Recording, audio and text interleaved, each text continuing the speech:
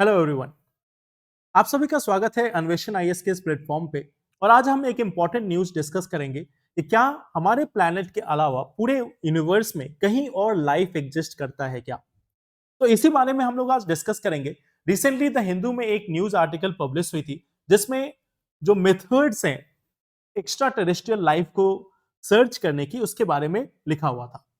तो आज देखते हैं बेसिकली जो हमारे यूनिवर्स में या हमारे प्लेनेट के बाहर अगर हम जब भी लाइफ ढूंढने की कोशिश करते हैं तो उसमें क्या तरीका यूज किया जाता है। इसमें सबसे मेन इंपॉर्टेंट रोल आता है इलेक्ट्रोमैग्नेटिक वेव्स का।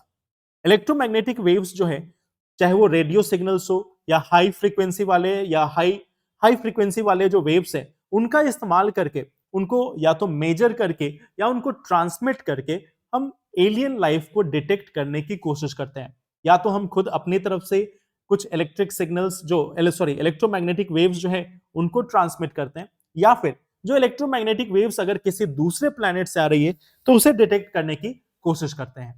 तो ये हमारा दो तरीका है एलियन लाइफ्स को अभी तक ऑब्जर्व करने का। ठीक है, अब इसमें से कुछ इंपॉर्टेंट है। पहला है messaging extra terrestrial intelligence. Messaging extra terrestrial intelligence का मतलब है जहां पे हम मैसेज को सेंड करने की कोशिश करते हैं, जहां पे हम सिग्नल्स को यूनिवर्स में भेजते हैं ताकि और कोई अगर लाइफ एग्जिस्ट कर रहा है और कोई इंटेलिजेंट ह्यूमन लाइफ एग्जिस्ट कर रहा है या इंटेलिजेंट लाइफ एग्जिस्ट कर रहा है तो वो इन मैसेजेस को डिकोड करके हमसे कम्युनिकेट करने की कोशिश करे। और साथ ही साथ एक दूसरा प्रोग्राम है वो है search for extra terrestrial intelligence, जहां पे हम बाहर से आ रही किसी इलेक्ट्रोमैग्नेटिक सिग्नल्स को डिकोड करने की कोशिश करते हैं। तो ये दो तरीका है इंफॉर्मेशन को रिट्रीव करने का, एलियन लाइफ को सर्च करने का। अब इसमें स्टोरी क्या रही है अभी तक।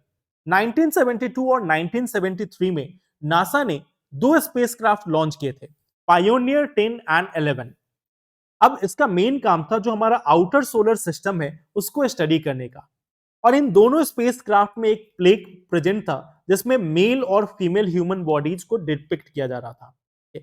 और साथ ही साथ इसमें हाइड्रोजन एटम्स भी थे जिसके थ्रू हम एस्टिमेट कर सकते हैं कि जो स्पेसक्राफ्ट है उसकी लोकेशन क्या है, अर्थ की इमेज लेना और बाकी सारे काम भी। तो बेसिकली इस पायोनियर 10 एंड 11 स्पेसक्राफ्ट का एक एम ये था कि अगर बाहर में कहीं पे लाइफ एग्जिस्ट कर रही है तो उनको एक सिग्नल प्रोवाइड करना या फिर उनसे कम्युनिकेट करने की कोशिश करना। इसके साथ साथ अगर आप देखोगे तो 1974 में फ्रैंक ड्रेक और कार्ल सैगन इन्होंने एक ग्राफिकल मैसेज को ड्राफ्ट किया और इसे रेडियो वेव्स के रूप में इनकोड किया था। और फिर इसके बाद इसे एरेसीबो टेलीस्कोप के द्वारा ब्रॉडकास्ट किया गया यूनिवर्स में। और स्पेशली यहां पे एम किया गया था M13 ग्लोबुलर क्लस्टर को, जो कि लगभग 25,000 लाइट ईयर्स अवे है अर्थ से। जो लार्ज डिस्टेंसेज हैं उनको मेजर करने के लिए लाइट ईयर्स का इस्तेमाल किया जाता है। लाइट ईयर्स का मतलब है एक साल के अंतराल में जो अर्थ पे जो एक साल है उसके टाइम डिफरेंस में लाइट कितना डिस्टेंस मेजर करती है।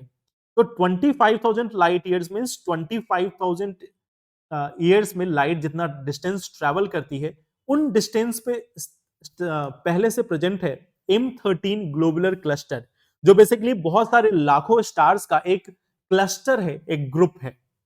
तो यहीं पे इस रेडियो वेव्स को ट्रांसमिट किया गया था, बट इसको लेकर कोई रिस्पॉन्स वहां से आया नहीं।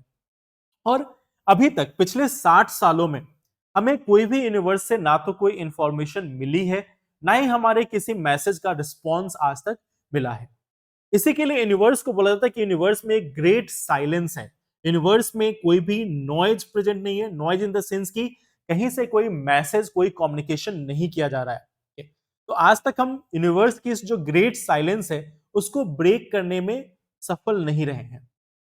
इसका मतलब यह भी हो सकता है कि शायद अर्थ के अलावा कहीं पे लाइफ एग्जिस्ट नहीं कर रही हो, या फिर ऐसा भी हो सकता है कि जो मैसेज कम्युनिकेट किया जा रहा हो उनके द्वारा उसे हम डिकोड करने में शायद अभी सक्षम नहीं हो।